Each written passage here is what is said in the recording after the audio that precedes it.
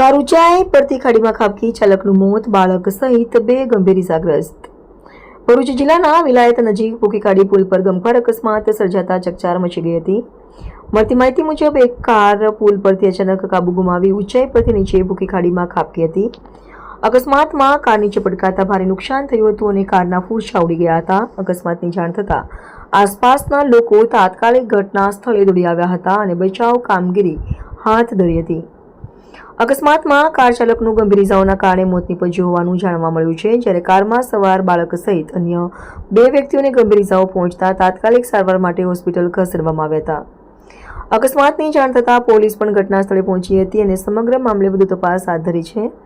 Car કયા કારણોસર કાબુ બહાર ગઈ અને અકસ્માત કેવી રીતે સર્જાયો તે અંગે પોલીસ દ્વારા તપાસ કરવામાં આવી રહી છે. વિલાયત ભૂખી ખાડી પુલ પર સર્જાયેલા ગમખ્વાર અકસ્માતને પગલે વિસ્તારમાં અરેરાટી ફેલાઈ હતી. રિપોર્ટર રવિ સૈયદ, વિલાયત.